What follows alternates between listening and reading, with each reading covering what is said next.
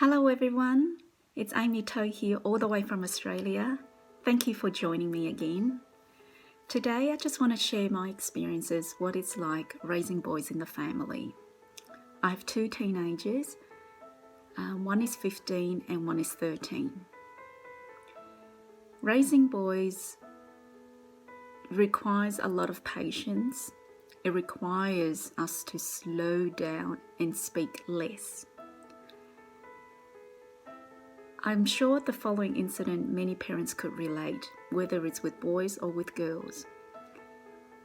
When my children were small, I have a tendency just to nag them because I was so afraid they will forget something for school. So for example, when my boys were at primary school, every morning I would remind them to take their lunchbox, their school bag, have they got this, have they got that. It was very, very nagging. And I found out the more I nagged, the more they run away. And it was affecting our relationship.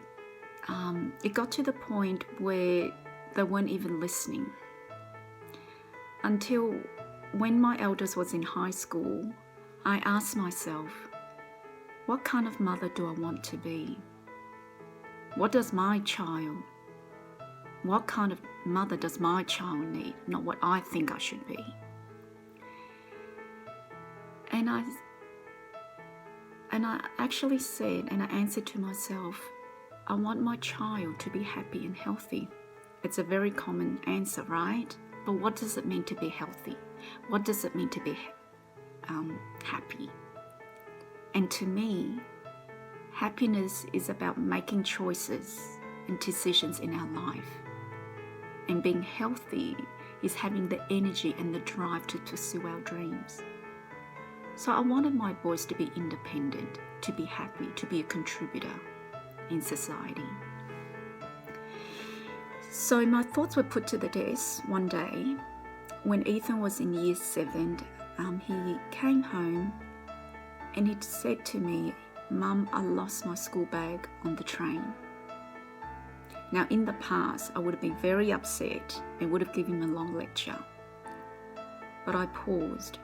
I knew this was the opportunity to give Ethan the chance to learn about responsibilities and having the courage to make decisions for himself. So as he was talking, I was just listening. I was listening to his feelings. And when he stopped, the first thing I said was, are you okay? And his tears just rolled down. And I said, I'm so glad that you can tell me, Ethan. And I'm sorry that you lost your bag. Is there anything I can do for you? That question, is there anything I could do for you, was to give Ethan the feeling that I'm there for him. Not to solve the problem, but just to be there for him and then allow him to think what he wants to do. And he paused and he said, Mum, could you help me to call the train station and the lost property? And I said, yes. And I asked him, what happens if we don't find the school bag? And he said, I will take responsibility. And in that moment, I felt I did something right. It didn't matter whether we find the school bag or not. Because it was in that moment, I knew my boys had the strength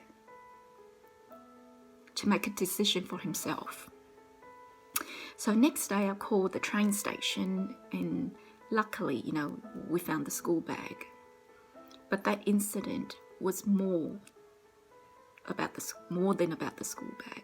It was an opportunity to build relationship and trust between Ethan and I.